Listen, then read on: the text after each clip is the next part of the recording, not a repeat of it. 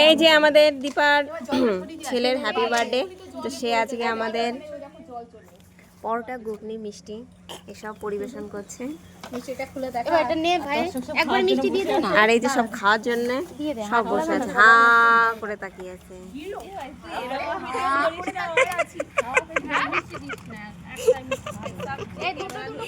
এই যে হাত ধুচ্ছে, দেখো খাবার হাতে নিয়ে হাত ধোয়া স্টার্টিং।